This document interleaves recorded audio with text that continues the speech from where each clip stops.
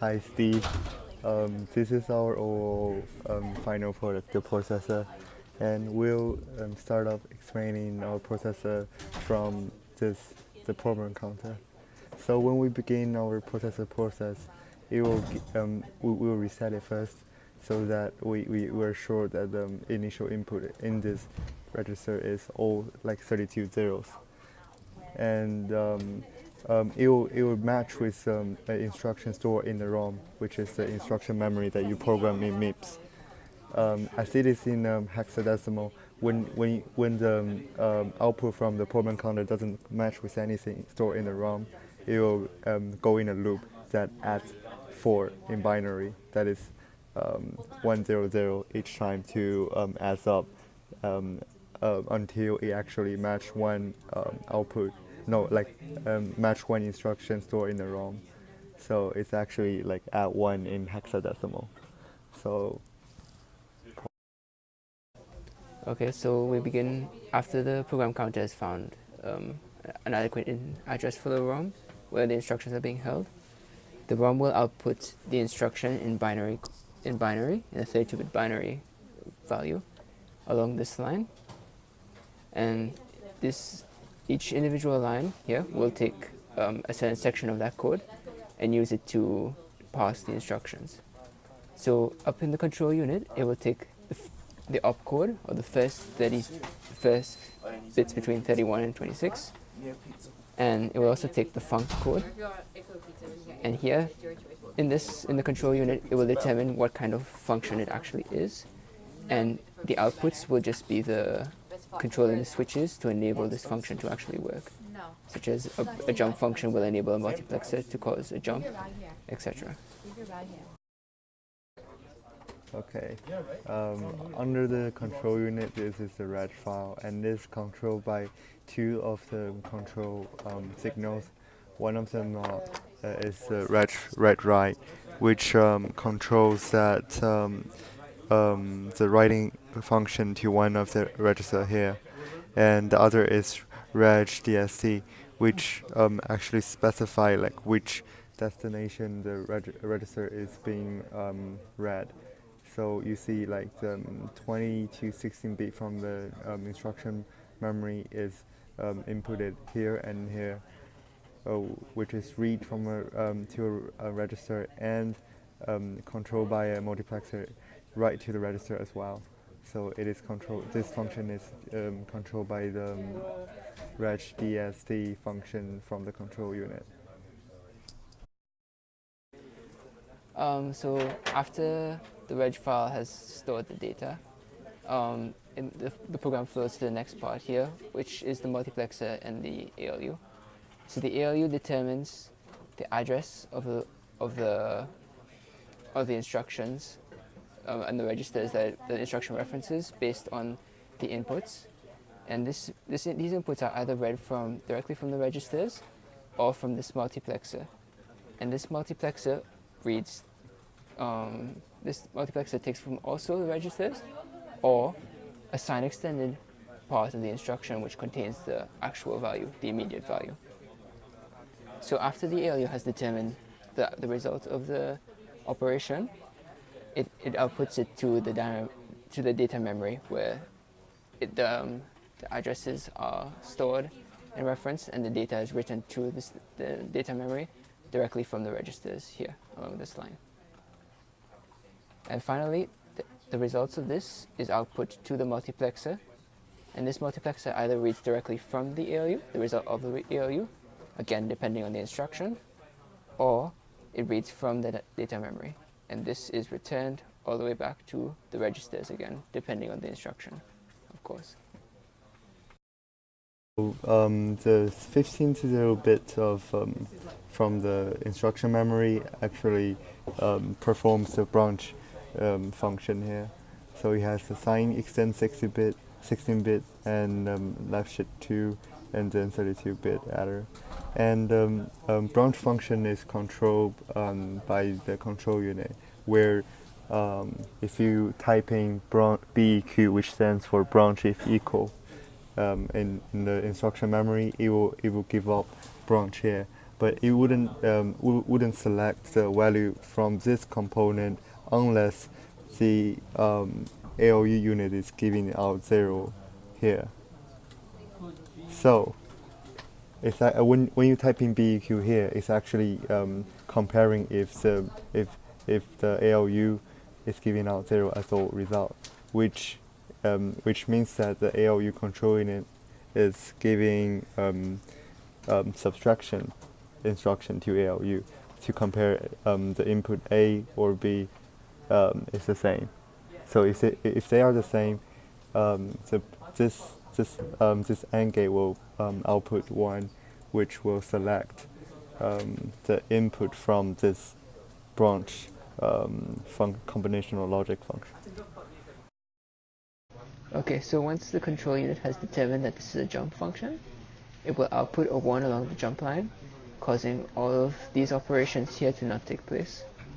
Because once the jump function is 1, it will go down and it will select input B on the multiplexer. So B is calculated by taking the value from the ROM here, the last 26 bits, and left shifting them up to 28 bits. So once these last 28 bits are taken and added up to 32 bits by taking a value from the adder next coming from the program counter. It will add it up and it will take extra bits from the end to add it up to 32 bits.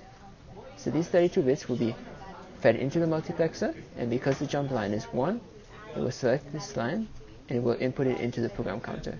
And then the program counter will then contain the location of the next instruction and feed that into the ROM. Okay.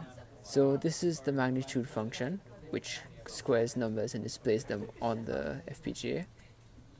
So the first line here simply initializes a register T1 to 0, and the second line initializes the register T2 to 1.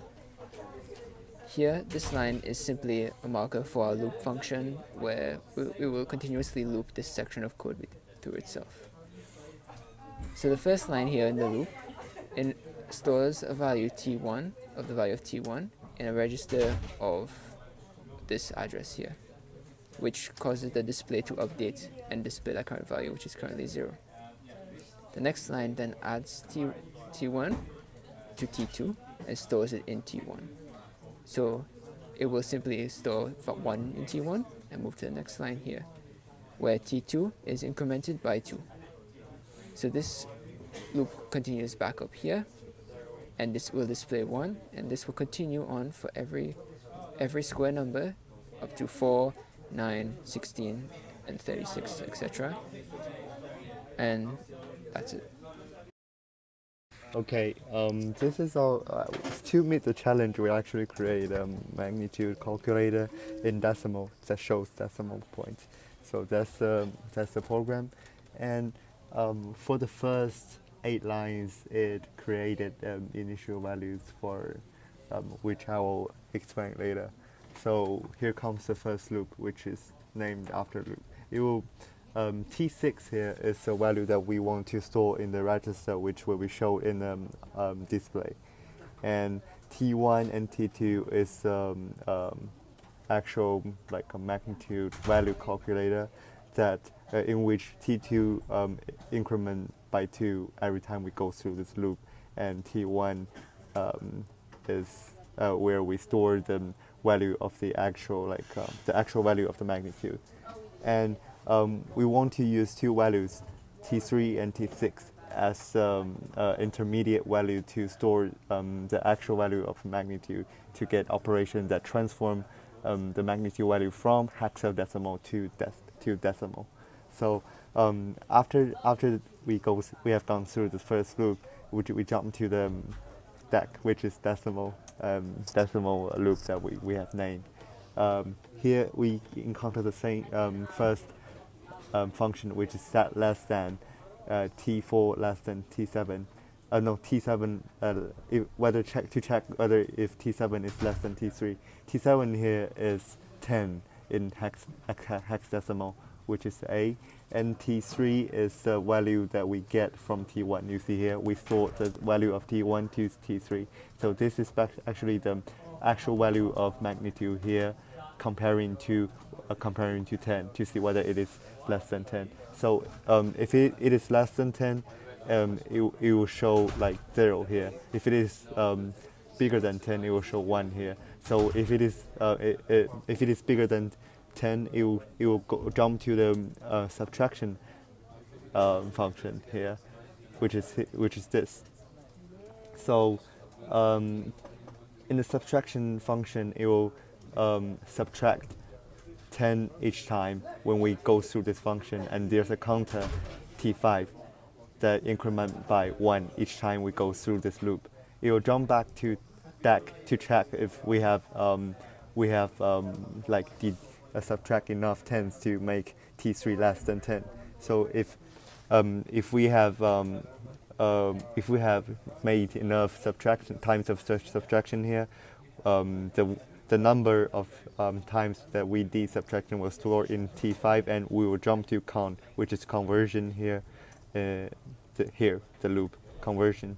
So first in the conversion, we'll check if t5, the counter that we did in subtraction function here, to be 0.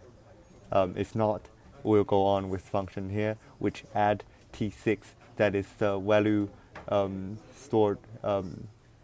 Now it's the value of t1, which is the actual value of magnitude in hexadecimal, and we'll increment it by 6 each time we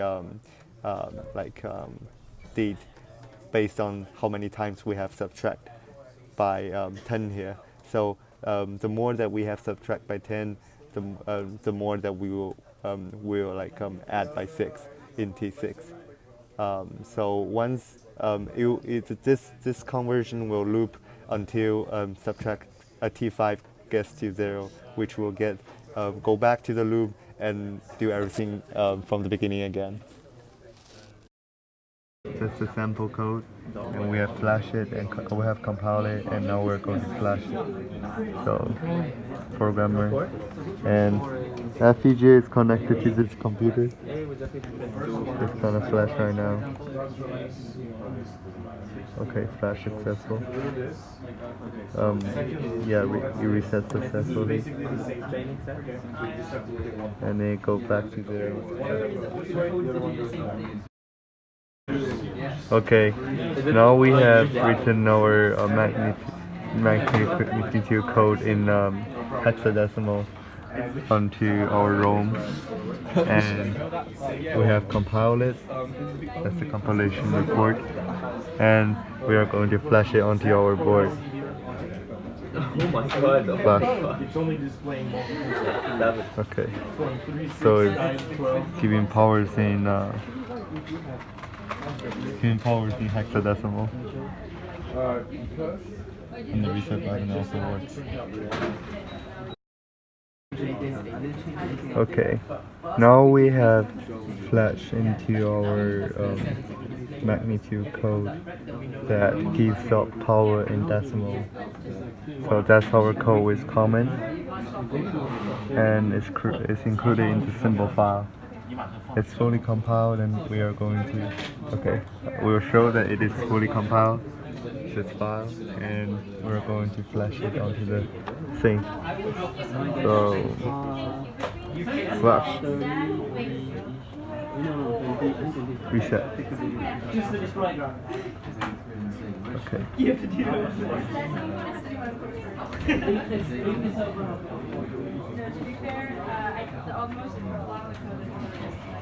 It will go slower after as they go on, because it's a huge loop.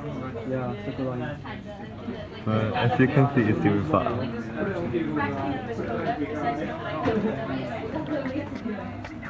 Okay.